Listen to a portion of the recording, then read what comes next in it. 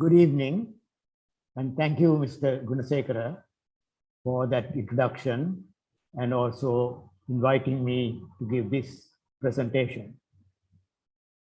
This presentation is actually based on marine protected areas and our experiences, and also the lessons that we learned along the way.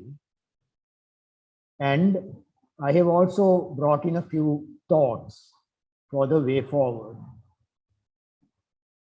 මේ presentation එක මේ ඉදිරිපත් කිරීම ඇත්ත වශයෙන්ම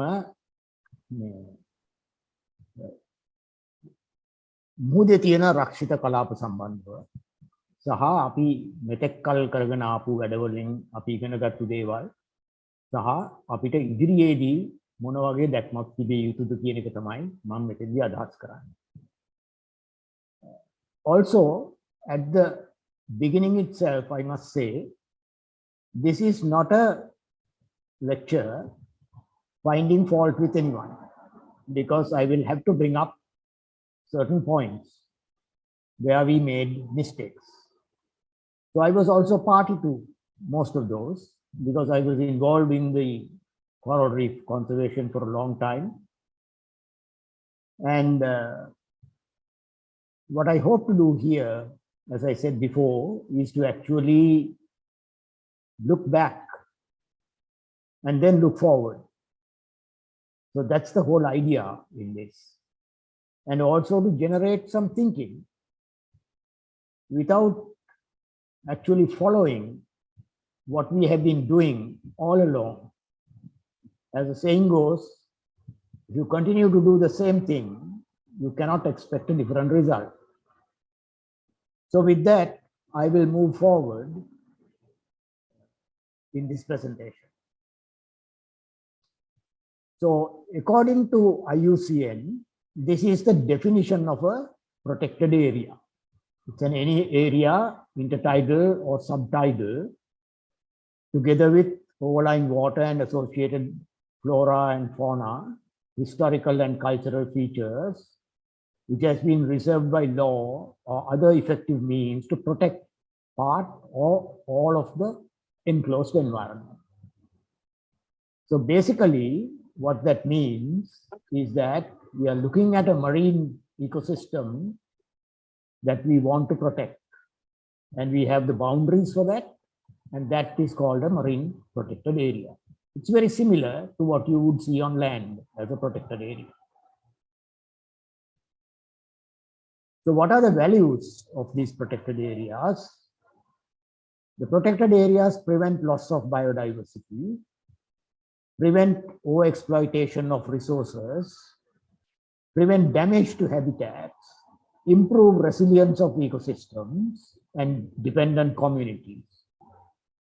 Now, some of you may wonder what this resilience means. It is the ability for a system or even a community to bounce back if they have been affected by some event.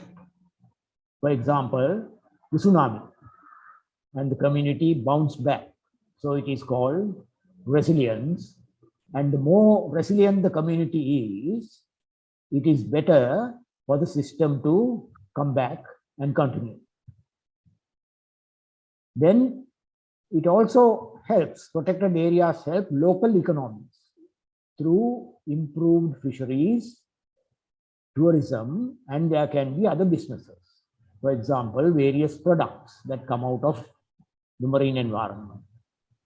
We can think of dry fish as one, or canned fish, so on and so forth.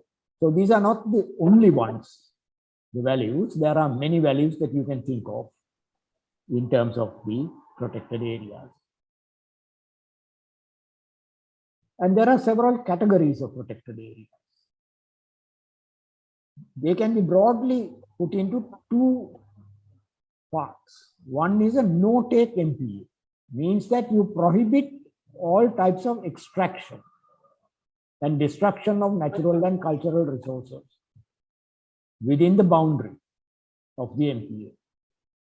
Then you also have the multiple use MPAs, which allows a variety of human activities, including fishing, tourism, recreation, and so forth. So there are, when you take Sri Lanka's situation, Fauna and Flora Protection Ordinance governs the marine protected areas in Sri Lanka, because all marine protected areas in Sri Lanka have been declared under the Fauna and Flora Protection Ordinance implemented by the Department of Wildlife Conservation. So when you look at the Fauna and Flora Protection Ordinance, there are 5 categories in this. I'm not referring to here only marine. These are the 5 categories listed. So you get the strict nature reserves, you get national parks, you get nature reserve, you get the jungle corridor and intermediate zone. Now, obviously, you can see the jungle corridor has no meaning in the marine environment. But let's look at what is in the marine environment.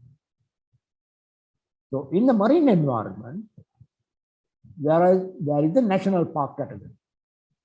And in 2009, the amendment to the Fauna and Flora Protection Ordinance, which is the FFPO, the title Marine National Park was introduced. Before that, it was the National Park. Then we also have the Nature Reserve category in the marine environment and also the Sanctuary category. So these are the 3 categories that you have in the marine environment. So there are regulations that are listed, not specifically for marine areas, but for all protected areas. These are the regulations that you get in the Fauna and Flora Protection Ordinance, which also applies to the marine environment. So there is no special regulations that have been set for marine protected areas so far in Sri Lanka. It's the same regulations that is on land that we are trying to apply into the sea. So you get a whole lot of things for the strict nature reserve and nature reserve and jungle corridor. The national park, the other strict nature reserves, national park, nature reserve or jungle corridor, and no person shall hunt, shoot, kill, take any wild animal or take or destroy any egg of any bird or reptile or any nest of any bird in any sanctuary. So these become very important later in our talk here, because in the marine environment, it is very difficult for us to put a fence and protect an area. Therefore, there are boats that will ply through that. People will be fishing in those areas. So then comes the question, how are we going to apply these regulations in the sea? We'll come to that in our discussion. So these are the relevant acts to protect the coastal and marine environment. We have the Coast Conservation Act, implemented by the Coast Conservation and Coastal Resources Management Department, Fisheries and Aquatic Resources Act by the Department of Fisheries, Fauna and Flora Protection Ordinance by the Wildlife, National Environment Act by the Central Environment Authority, the NARA Act by NARA, and Marine Pollution and Prevention Act by MIPA, and the Coast Guard Act by the Coast Guard. So these are the relevant acts that supposed to look after the marine environment. So here I don't have the time to actually talk about all the protected areas in Sri Lanka, because there are many in the 3 categories that we listed before. Most of them are sanctuaries. There is 1 nature reserve, and there are about 5 national parks. Famous ones are Pigeon Island and Hikkaduwa, which you may already know. And of course, you have the Adams Bridge and so on. So these are the national parks that I'm going to speak on, because these highlight what we have been doing in the past and where we can improve. And they were also subject to two processes called special area management planning. They were both done by the Coast Conservation, Coastal Resources Management Department, earlier called CCD, Coast Conservation Department. So now the name has changed, a little long name. So these are the two case studies that we are going to look at. So the Hikkadu Marine Sanctuary declared in 1979. And in 1986, up to 1986, there was nothing done there. No management actions have been taken to protect the corals there. Why was it declared a marine sanctuary in 1979? Because there was a lot of tourism development, unplanned development taking place in Hikkadu during that time. And therefore, several concerned individuals, including late Sir Arthur C. Clarke, promoted that this area should be declared into a marine protected area. So it was declared as a marine sanctuary. But in 1986, NARA conducted a survey. By that time, a lot of activities had come into this place. Many hotels and tourism-related activities such as the glass-bottom boats. In addition to that, there were anchoring of fishing boats in the sanctuary, which was also damaging the coral. And just to go back to what Hikkadu was before that, before 1979 and all these development, was that Hikkadu was a dreamy fishing village. And as a kid, I remember there were no hotels like what you see today. Only the Coral Garden Hotel was there, and there were a couple of old houses. Other than that, it was a coconut grove. The Gold Road, the coconut grove, and the ocean. And I used to snorkel in this area when I was about 13, 14 years. And it was a coral jungle, in fact. That bottom picture that you see, where all those glass bottom boats are tied, you couldn't actually go in there and find your way out because there was so much of coral. But today there is nothing there where the boats are anchored. So, taking into consideration all these activities and the destruction that was going on, the Coast Conservation Department obtained support through USAID. And there was this special area management project that was conducted from 1991 to 1995. And at the end of it, there is a thing called the SAM plan, which is called the Special Area Management Plan.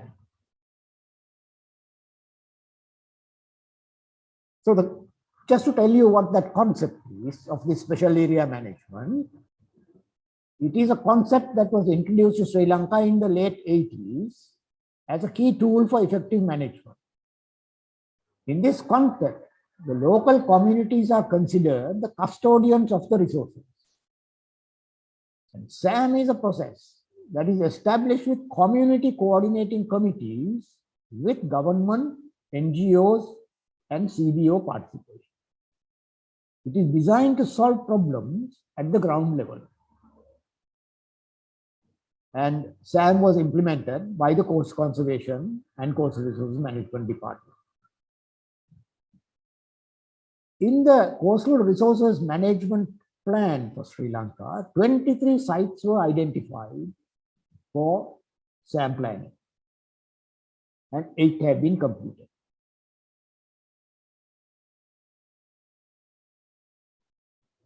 So what were the key outcomes during this planning and the support by the government? Earlier, the area of the sanctuary was 44 hectares.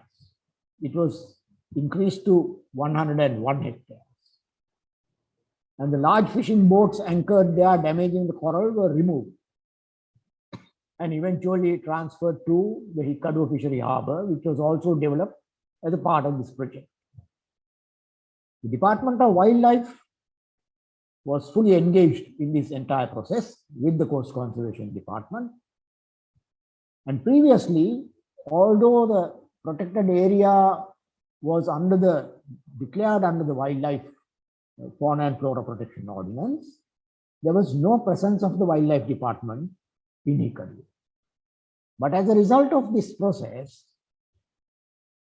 the department was able to establish a permanent office.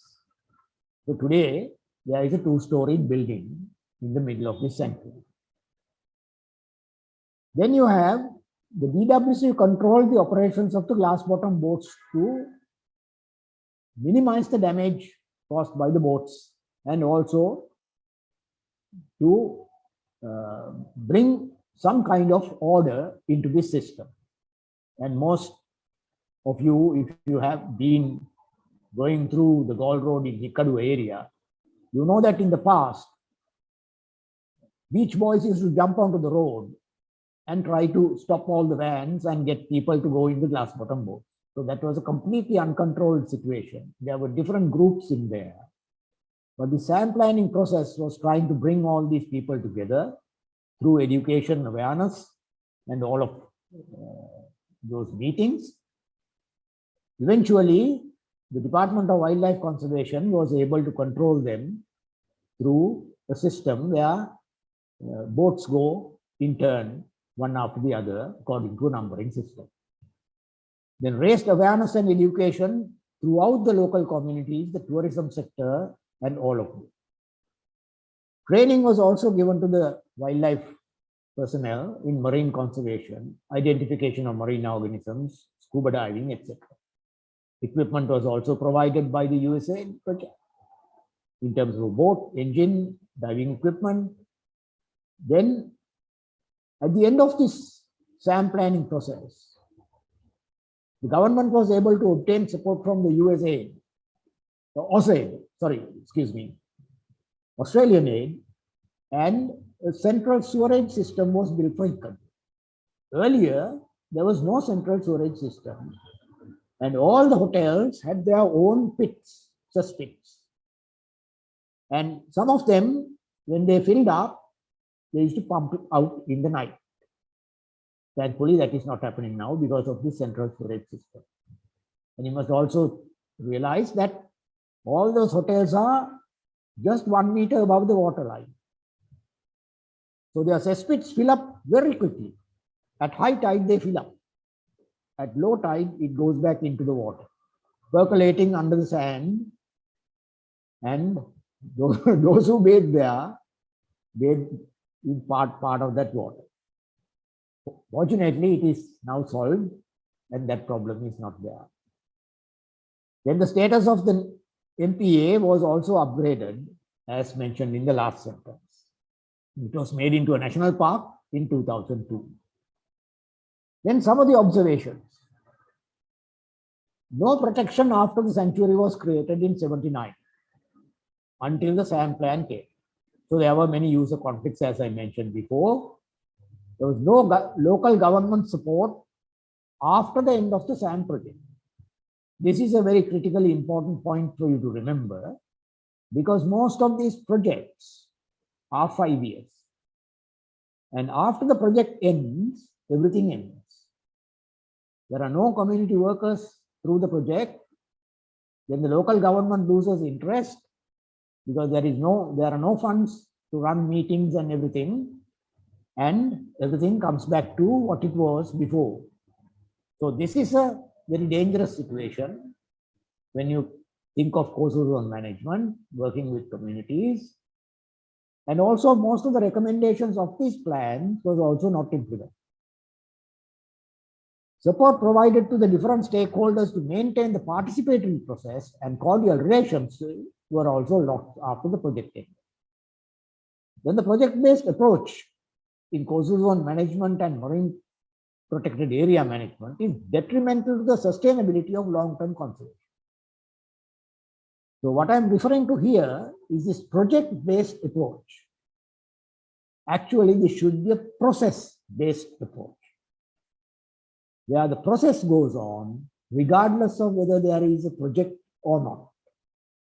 Unfortunately, although all the government departments were involved in doing this activity, to date, only the wildlife department is there in supporting this, because it is declared, the sanctuary is declared under the Fauna and Flora Protection Order. All other government departments seem to have lost interest in this activity. Then the long-term conservation requires a process-based approach. As I mentioned, it is extremely difficult to win the trust of the stakeholders after a project has failed.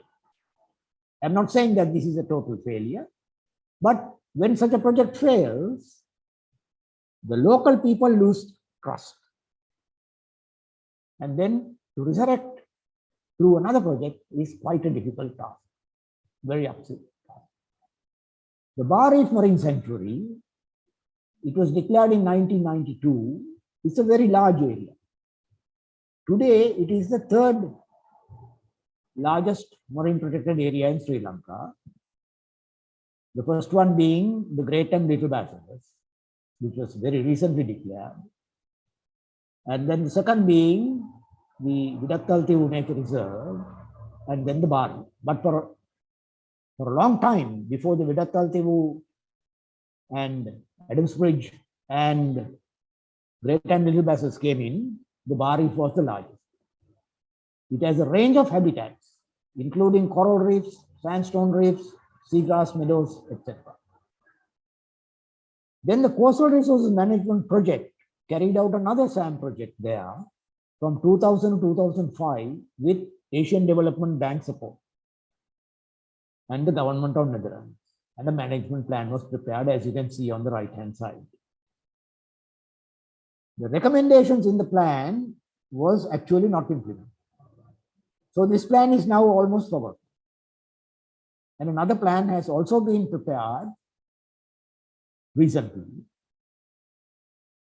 However, most of the recommendations in the old plan is still valid, as none of those problems were solved to a satisfactory level. And here I must also say, there are no demarcations with regard to the sea area for the Bar Reef, because it is very difficult to demarcate. It's a 306.7 square kilometer area, and it's extremely difficult to have markers indicating this area. So therefore, this is another thing that we need to think of when we are thinking of marine protected areas in the future. Ikkadua Marine Sanctuary was, several markers were put in 2 or 3 times. But during the monsoon, most of those markers were lost. They were big buoys with concrete bases and huge chains, but in the sea, wear and tear is very high. And it's very difficult unless you maintain them every season, replacing the shackles and chains and everything. They don't last. They just break away. So that is another thing that we need to keep in mind. And after the Bar Reef Sanctuary was declared in 1992, again, the sanctuary was just left there. There were no protective action taken or any sort of management until the SAM planning process was started in 2000. So within this time, a lot of destructive fishing came into play. I know this personally because I was the man who actually surveyed this and recommended to the Wildlife Department for the declaration of the sanctuary back in 1989. So at that time, there were so few boats out there fishing. But today, it is very much like the 3-wheelers on the road. So a lot of destructive fishing came as a result of refugees coming from Mana during the internal conflict in the country. With them came some destructive fishing methods, particularly this purse seining method. The picture that you see on top there, called the Lila net. And what you see in the bottom is a picture of a blasted area of coral. So all these things came into play, and all the destruction removed not only the coral, causing damage to the coral, but also the spawning aggregations of fish. Because the offshore areas here used to have so much fish that when two people are diving, when the fish move between us, we cannot see the other man. Such was the thick schools of parau, or the jacks and barracuda that existed there. And all of that were removed by this thing called the Lila net, or the purse seine. And there is also, they are using explosives with this net, because when they get a huge haul, it is difficult for the boats to pull in the net. And then they put a depth charge into the net to stun the fish. In 2010, about 50 dolphins were also caught in one of these nets. And they were also blasted. And they floated back onto the beach. And then some actions were taken by the police and the fisheries department. But not at sea, but taking the guys who were involved from their homes in the night, because there was nobody policing the marine protected area. So everything that happened there, nobody knew until the dolphins floated back to shore. And also, another fisherman who was nearby was able to, a legitimate fisherman, take a photograph from his cell phone. So these are the two stories that I just mentioned. And then the process relied throughout the duration of the project on external funding. I mentioned earlier that that's a dangerous thing, because when the external funding stops, everything comes back to what it was. So little interest remains beyond that. So one of the big lessons learned is that this coastal zone management, project-based, is not sustainable. It must have long-term funding, local funding, and included in long-term coastal zone management planning and the implementation process. Some more lessons learned. We need to have adequate consultation and engagement of the user community before the declaration of a protected area. In the past, we didn't bother with this. You know, when we found a nice area, we decided, basically the scientific community and conservation community decided we must protect this area, and then reports prepared and protected. But within the last 4 decades or so, the population has increased. Fishermen have increased. GPSs have come into play. Cell phones have come into play. Resources are dwindling. Poor fisheries management. All of that combined, it's a very difficult situation now. So therefore, we must have this consultative process before declaring any new protected areas. We also have to take into consideration the management capacity to protect the resources of a MPA in this process. Because we are talking about large areas in the sea. And because of the simple extent of it. It is not possible to manage it from the shore or with a small boat. Recovery is different because it is just next to the beach and it's only 101 hectares. And the furthest westward boundary is only about 1 kilometer from the shore, even less than that. Whereas in the Bari, the westward boundary is at the 30-meter depth contour. And it is about 10 kilometers away from the coast. And you can't see anything that is going on there from the beach. So therefore, this is a very important point to remember. Capacity to manage and protect the resources within the MPA must be considered. And the other aspect is that once declared, management actions should begin almost immediately. It is not good to declare something and leave it unattended. It is simply you purchase a house and you don't go in there. And very soon, rogues will be in there.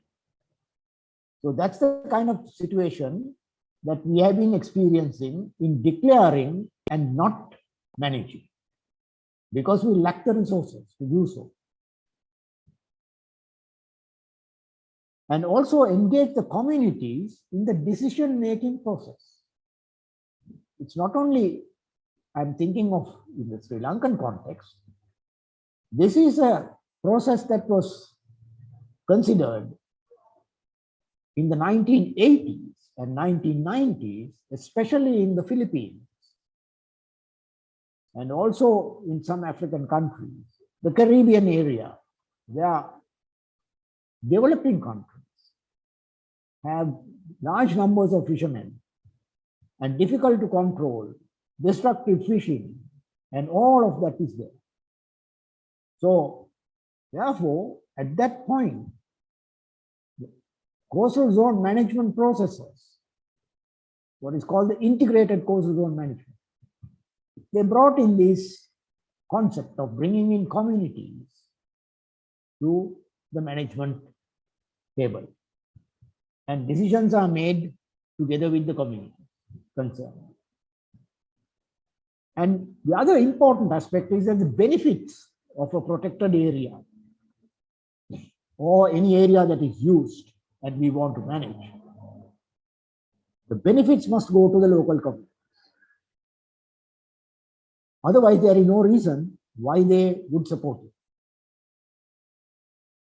And today, we have this situation, what is called the tragedy of the commons, where the benefits don't go to the communities, they probably circulate among few businessmen. And then the wider community there is thinking, I must take everything that is there before somebody else takes it. So comes the tragedy of the commons, which is the situation in the marine environment in Sri Lanka today. Broadly speaking. Then project-based initiatives end soon after the project. So unless a management system is established with local partnerships, we cannot expect these project-based initiatives to continue. So this is another very important thing that we need to consider in further declaration or new declaration or managing the existing one. The majority of the marine protected areas in Sri Lanka do not have management plans. One of the reasons is that declarations have preceded proper planning with all stakeholders concerned. So what we are now trying to do is to actually prepare a management plan for a protected area that has been in existence for some time, and people do not respect that. People have been fishing in those places taking everything that is there, and now it is more difficult to bring them into this management process. And in the process that we are trying to do now, we are only relying on some small groups, but the wider groups are outside that process. And the wider groups are the destructive fishes, most of them. And in relation to this, we also need to think that fishermen move to where the resource is. So the seabed is not equally, resources are not equally distributed. So we have this situation now. If you take the Bar Reef, for example, fishermen from further north in the Silavatur Arippu Wankale area come to the Bar Reef area to fish. Similarly, people from Kandakuliya go to the Bar Reef area. People from Talavila also go to the Bar Reef area, because if the Bar Reef has the resources, it's common sense that that's where it should go, because the rest of the sea is barren. So these need to be considered. Also, we do not have special regulations for the marine sector. And also that will have an impact on managing the NPAs. As I mentioned before, for example, in a national park on land, you can't simply drive through it. But in the marine environment, when there's a national park, boats have to go through it, because the boat cannot go around it for several reasons. When it's a large marine protected area, it costs a lot of fuel and time. And when the sea is rough, it's a very difficult task to do so. And especially if the markers are not there, you don't know where you are, unless your GPS tells you the coordinates of the marine protected area that you can check. And in these small boats, in a storm and rain and lightning and thunder, you can't be checking the GPS because you're in an open boat. It's impossible to do so. So therefore, these are several problems that come in when you're trying to apply the land regulations into the sea. So we need to think hard about these things. How should we go about in the future? So some way forward in managing together. Partnerships are required. Managing an NPA is a resource intensive and a huge financial burden on the state. Who has the money to keep pumping petrol into petrol boats, looking after all these areas? The state can't do that. The Wildlife Department will run dry if it uses all the funds to do so. So much of this can be reduced if we take a different approach. That is, involving the community as a partner in this process. But as I said before, the benefits must reach the wider community. Otherwise, a small group is unable to keep the larger group at bay.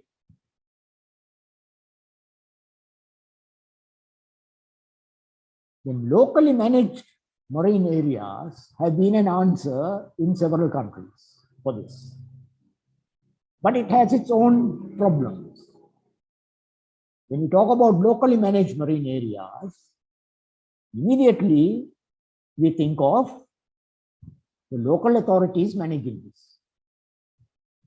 And then local businessmen can benefit, same as the other forest sort of situation. And we can create another problem. So locally managed marine areas have been very successful in countries such as Philippines, in Tanzania, Mozambique, in Kenya, and several in the Caribbean, Mexico. However, there have been negative ones as well, because now in the Philippines, there was one marine protected area like this, locally managed marine area, where the local strongman, and they call him the barangay captain. And the barangay captain is the is the sort of a equivalent of a Brahmanidari sort of. And when he changed, he had a fishing fleet and he went and fished that protected area. So that's where the problem occurs. So for that, the answer is a partnership with the government. And then the government holds the reins, or the management, final say in the management mechanism, so that no one else can come in and eventually rob the place. Then threats that may come in the future. When we are declaring marine protected areas, we need to consider these. Rising sea surface temperatures, sea level rise, because rising sea surface temperatures can destroy corals.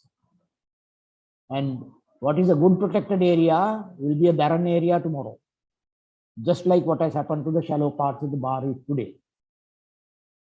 And then rising sea level will also have impacts in the future, particularly along the coast, and also shallow reefs and shallow seagrass beds and so on. Possible changes in breeding patterns of marine organisms. And I think most of you know that in the marine environment, organisms breed what we call broadcast spawners. So they send out their gametes into the water column, and it's external fertilization. And then you find the larvae, eggs first, and then the larvae that come out of those eggs floating in the currents.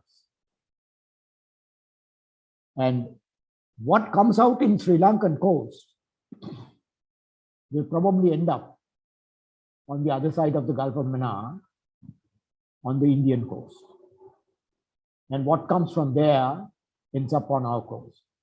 Similarly, there are some species that travel very vast distances because their stage in the plankton is quite long. There are some fish that have 45 days in the plankton. And during a monsoon currents, 45 days is enough for that fish to travel from Sri Lanka to Lakshadweep and back, so on. So similarly, you will also find where the currents go, the distribution of certain species are found. And when the currents don't take the larvae into those areas, you won't find those species. Then increases in hurricanes and cyclones and their intensity we can expect in the future. We are already experiencing this now. Rainfall at different times, a lot of rain comes, 3 months of rain in one day, like that. Then increasing concentrations of carbon dioxide due to atmospheric pollution and the ocean acidification will reduce the strength of skeletons of calcium carbonate organisms, skeletal organisms such as corals. So they can easily break during hurricanes and cyclones, and you will lose these habitats. And there will be, of course, increased resource extraction and habitat alteration due to all the time. Because, for example, Sri Lanka today is in the economic doldrums. Economically, we are in a very poor state. So would a fisherman release anything that is caught in a net or a hook? Because let's look at the practicality of that. When they go out fishing, they have already paid for the fuel, already paid for food, various other resources that you have to take out to sea. And sometimes you will come back empty-handed.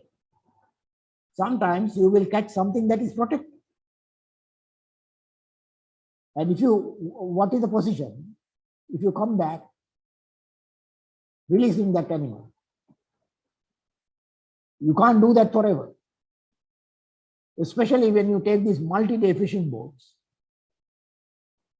it takes more than ₹1,000,000 or even more than that, I think about 2 to 3 million now, to go on a fishing trip for a week or more. The fuel, the food, the payments for the crew, and all of that come into play. So that is the reality of what we have to think of. Then increased pollution and sedimentation and continued lack of implementation. All of these combined, we have to think how we are going to. It's not an easy thing.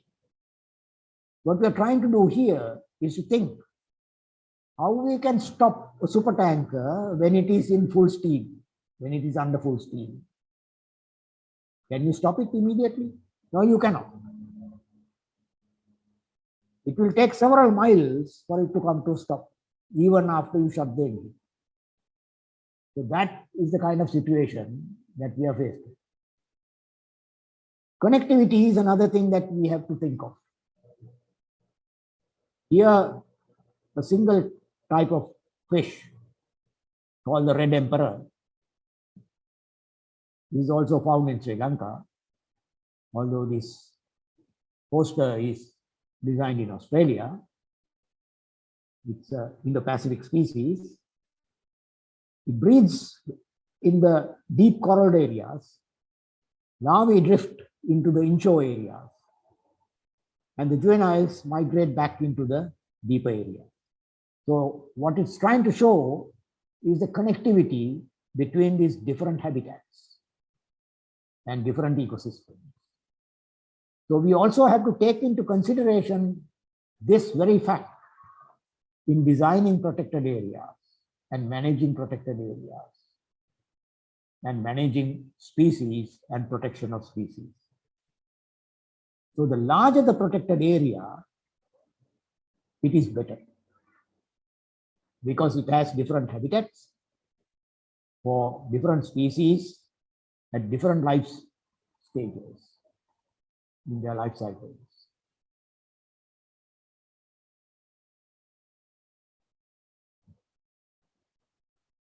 So now I'm coming back to this 30-30 campaign to protect 30% of the world's oceans by 2030. We are also attempting to do so by creating a global network of marine protected areas. The campaign aims to safeguard the health and biodiversity of the world's oceans and help to combat the effects of climate change. So the ocean covers 70% of the surface. At present, just only 2.7 of it lies within highly protected zones of different countries in the whole world.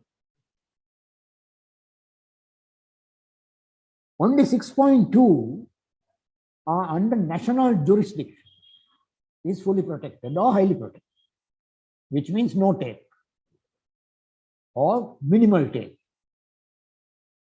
National jurisdiction means areas within EEZs or exclusive economic zones, territorial sea, contiguous zone, exclusive economic zones of countries. And the rest are actually in the open ocean. So 30-30 is calling on governments and world leaders to urgently increase the level of protection for marine environment. We have to think hard. Where are we going to create more protected areas? And can we? Given our population density on the coast and given the resource extraction along the coast from various habitats and ecosystems and developing activities such as coastal protection activities, hydrocarbon exploration, and all of that we need to consider. Aquaculture. So we need to think hard before we jump to conclusions. The top 10 countries in the world with highly protected areas. And you can see the percentage from their EEZs, what they have protected. So you have Palau, United Kingdom, Mauritius, USA, Chile, Kiribati, Argentina, Australia, Mexico, Ecuador. Ecuador, of course, you know, the Galapagos Islands are involved. The United Kingdom has territories in different parts of the world. The largest, one of the largest marine protected areas is Chagos, south of Maldives. Then Mauritius also has a lot of atolls around it. And USA also has in the Pacific, a lot of them, some of the islands. So that's why they have been able to protect it in that way. And of course, Palau is small, but it has a relatively large total marine area in terms of area. And also the population is small. So these are things that we need to take into consideration. And here is a poster to show where the very large marine protected areas are. And when you look at this map, you can see that most of them are in the open sea, small islands, right? Not along the mainland coast. So that's why it has become successful, like the table earlier that I showed. So with that, I think these are the people that will protect these early in the future. So how do we look after them if they are to protect these? There's a huge task, a very uphill task. And that's where we should begin. But at the same time, they must have something to protect. So by the time they grow up, there may not be anything left. So with that, I thank you for this presentation, for allowing me to give this presentation. And we can open for discussion or questions. Thank you so much. Before go to the public, I have a question first of all. Can you elaborate a little bit regarding the present situation of the Veditalative Nature Reserve? So there is an attempt to de-gazette it for prawn culture and crabs and all. So supposing if it is de-gazetted, so what is actually the present minister gave a promise last week in the parliament that idea is going to drop. Anyway, if it is taken place, what is the situation, and can you a little bit elaborate on that?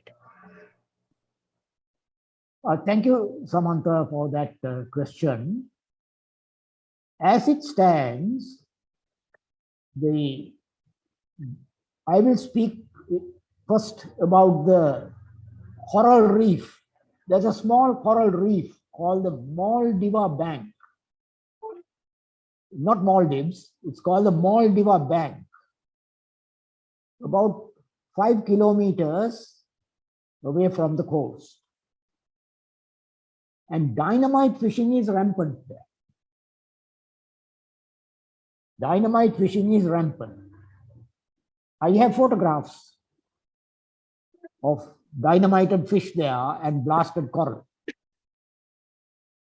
In 2018, I went there with the Navy and Mr. Channa Suravira, AD Wildlife Department, who was in charge of the Dugong Conservation Project. We went from Talemana by boat and arrived at this location. And as soon as we put our heads in, it's a very shallow area. You can't scuba dive there. You can only snorkel. We came across these blasted coral heads with dead fish. Probably that same morning, early morning, or the previous evening, it has been blasted. So there's a lot of destructive fishing that is going on. And with regard to aquaculture coming in, our experience in the past in Sri Lanka is that sometimes they are not very well managed, and therefore the surrounding areas and the mangroves and everything can get destroyed. I must also bring to your notice, or at least inform you, maybe you already know this. Vidattaltivu is the only area in Sri Lanka where the mangroves face the ocean directly. In all other parts of Sri Lanka, the mangroves are inside lagoons. That is because during the monsoons, the soil gets washed off and the mangroves can't survive in the open beach kind of environment. That's why you don't have the mangrove. But the Vidatal Tebu in the Pork Bay is actually protected from the southwest monsoon by the Manor Island. And during the northeast monsoon, just like today, at least right now, the wind comes over the northern part of Sri Lanka. And the sea is not rough in the Pork Bay, near the Vidatal area. That is why the mangroves have grown right into the ocean environment, and the mangroves are really beautiful. They have been inside that. And it should be fully protected, marine protected area, according to my understanding. But at the same time, I must also mention that you need to get the community support for that protection. Here I see what I raised in the lecture earlier is the lack of community participation in the decision process. Because now we are fighting a battle where the conservation community and the scientific community is fighting against government departments. That's how I see it today. As well as the wildlife department is with the scientific community and the conservation community. But we are lacking the support of the local community in this process. Because the local community can influence the local politician. That's where the matter lies. So in the declaration itself, or pre-declaration stage, we must always, as I mentioned so many times in this lecture, we have to have these communities on the conservation side. Then you have a buffer. You have a buffer. In the case that somebody wants to develop it, even if it is developed, the community will be the watchdogs. They will be looking after their own resource. But I also mentioned that the communities must benefit economically. If not, there is no reason why they should look after anything. If they feel that they are the losing end, then they'd rather join the aquaculture process because they'll make some money from that. But if tourism and other activities are open for the community, the conservation angle, with the support of the NGOs, the CBOs, the Department of Wildlife Conservation, the conservation community, then the scientists, and so on and so forth, you will have a system where an alternative use is benefiting the local communities and the entire resource is looked after. So this is my thinking towards this problem. Over to you, Samantha. Okay, thank you very much, Arjan. There's a question from Mr. Surya Bandara. Thank you for the insightful fact sharing. And my question is how the MPA zoning works within bracket as general zone, refuge zone, no-take zone, etc. And how does that is being implemented in the Sri Lankan context? So we are now communicating with the Director General of Wildlife Conservation. Yeah, it's a great thing. Yes, thank you, DG, for this question.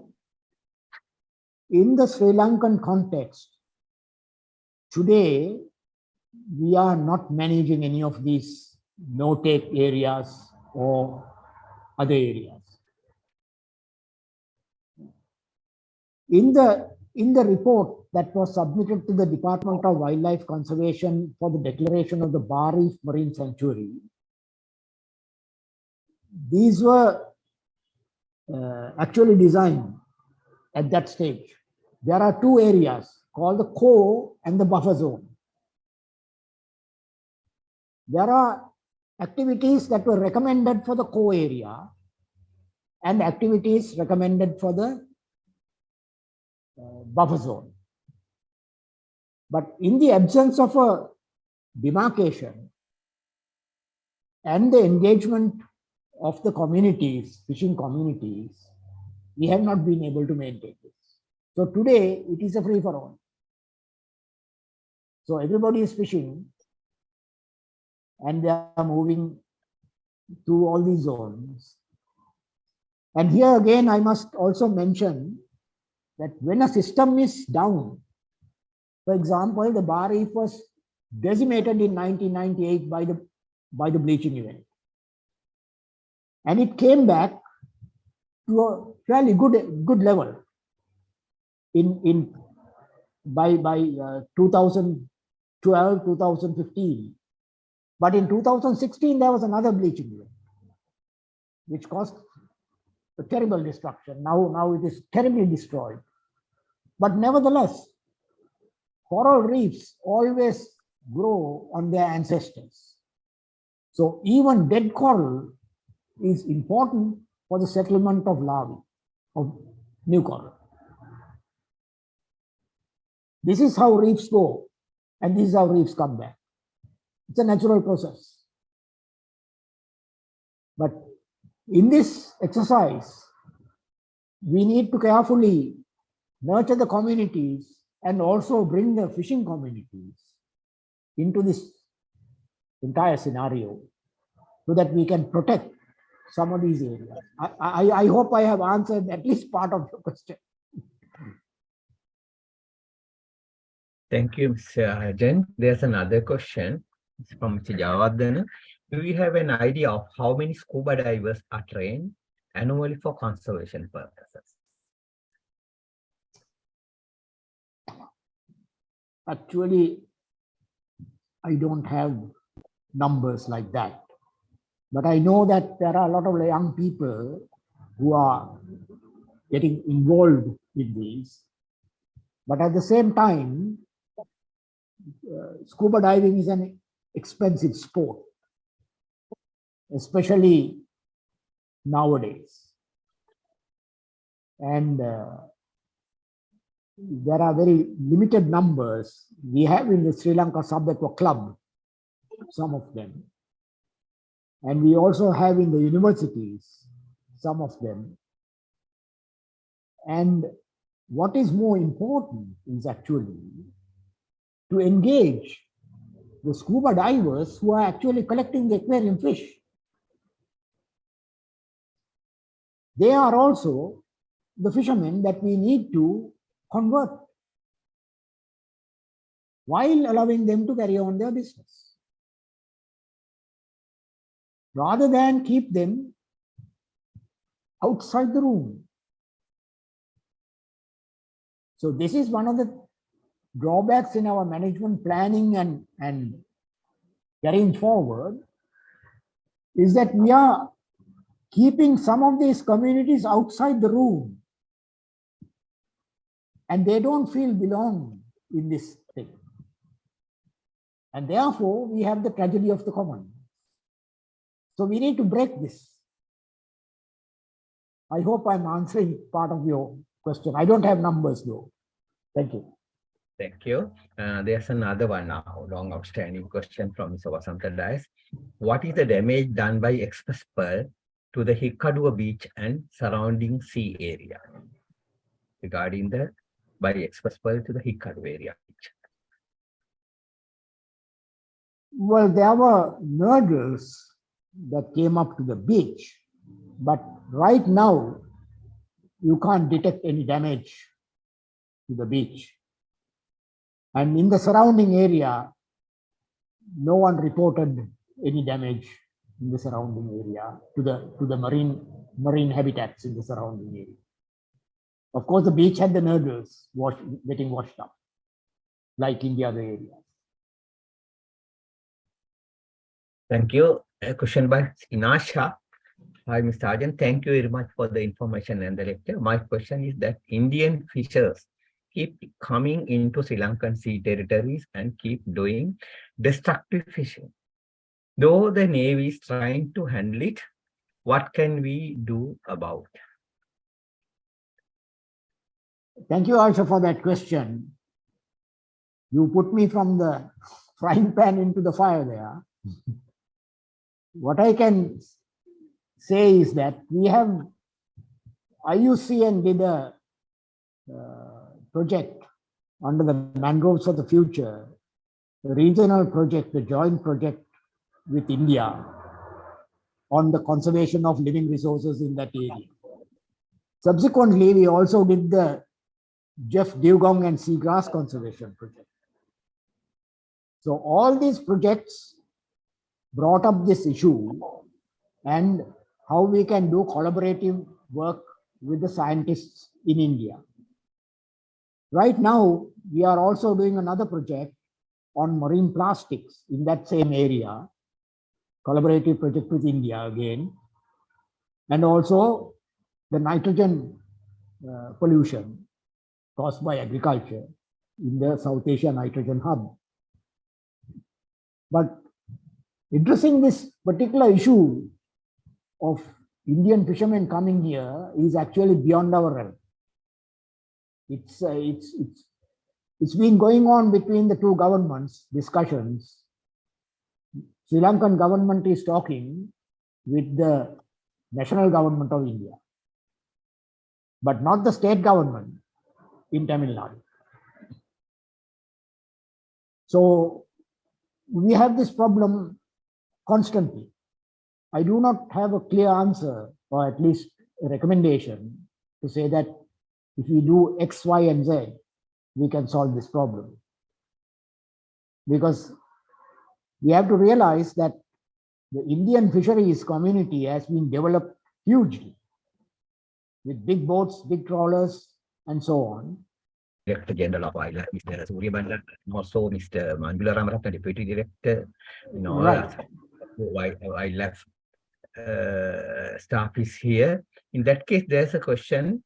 It's important. Bar paraya, ආශ්‍රිත පිහිටි Talawila paraya රක්ෂිතයක් කිරීම. Mr. Ajit Kumar අහලා තියෙන ප්‍රශ්නේ. Bar reef ආශ්‍රිත Talawila. Samantha, I couldn't catch the last bit of your question. සිංහලෙන් අහලා තියෙන්නේ කියන්නේ bar reef එක ආශ්‍රිත පිහිටි තලවිල paraya. කියන්නේ තලවිල reef එක රක්ෂිතයක් රිසර්ව් එකක් කිරීම සුදුසුද කියලා අහලා තියෙනවා. එතන මම සිංහලෙන් උත්තර දෙන්නම් ඒකට. අජිත් හින්දා අහන්නේ මම දන්නවා අජිත්. එතන තියෙන community එකක් ඉන්නවනේ එතන. ඒ community එක engage කළා community එකේ අවශ්‍යතාවය අනුව රක්ෂිතයක් කෙරුවට ප්‍රශ්නයක් නෑ. ඒ මොකද හේතුව වාරකම් කාලේ ආවම ඒ community එකේ අය fish කරනවා ඔය පාරේ. එතකොට අපි sanctuary එකක් කෙරුවොත් අපිට ඒකේ තියෙන ජෛව විවිධත්වය රැකගන්නේ කොහොමද කියන එක අපි ඒ අයත් එක්ක සාකච්ඡා කළා. ඒ අයගේ වමනාව ඉස්මතු කරලා තමයි රක්ෂිතයක් කළ යුත්තේ. නැතුව අපි ඒක රක්ෂිතයක් කරන්න උවමනා නිසා ඒ අයව කන්සල්ට් නොකර අපි ඒක කරන එක සාර්ථක වෙන්නේ නැහැ. මොකද ඒ අයගේ ජීවන රැකියාව, ජීවන උපාය මාර්ගයට ඒක බලපාන නිසා. නමුත් ඒගොල්ලන්ගෙන් උවමනාව ගත්තොත් ඔයා එතන නොහිටියත් ඒගොල්ලෝ බලාගන්නේ. ඒක තමයි මම මෙච්චර වෙලා කතා කරන්නේ. ඒගොල්ලන්ගේ සහයෝගයත්වයේ ඒගොල්ලන්ව කොටස්කරුවන් කිරීමෙන් අපිට සාර්ථකව මේක කරන්න පුළුවන්. ඒක තමයි සමහර රටවල් වල එහෙම සක්සස්ෆුලි කරලා තියෙන්නේ. අර locally managed marine areas වල ඇත්ත වශයෙන්ම හරය ඒකයි. ඒ කියන්නේ තමන්ගේ වත්ත බලා ගන්න තමන්ට උවමනාවක් තියෙනවා. නමුත් ඒ වත්ත තමන්ගේ නෙවෙයි නම් පිට මිනිස්සු ඇවිල්ලා හොරපොල් කැඩුවත් අපිට ප්‍රශ්නයක් නෙවෙයි. එවැනි දෙයක් තමයි නේද? සරල විදියට හඳුන්වන්න පුළුවන්. ස්තුතියි. දැන් සජිත් කුමාර ඒක ප්‍රශ්නේ මට ආජන් මහත්මයා හරියට උත්තර දුන්නා.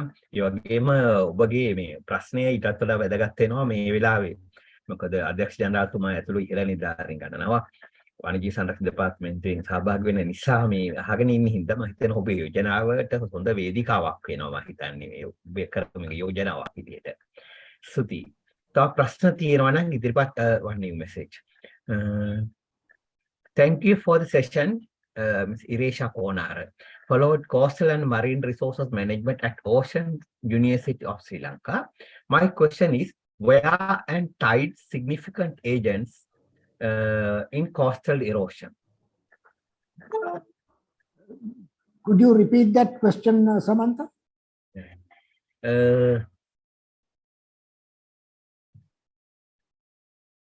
Thank you for this session. I followed the coastal and marine resources management at of Sri Lanka. She's a student. My question is, where are tide significant agents in coastal erosion? Right. It is not so much the tide, but it's the wave action that has become a significant part in coastal erosion, particularly on the northwestern coast. And also where the coastline lacks hard substrate. Like, for example, in the south coast, you have rocks, rocky shores. But as you go along the Kalpitia Peninsula, it's mostly sandbars.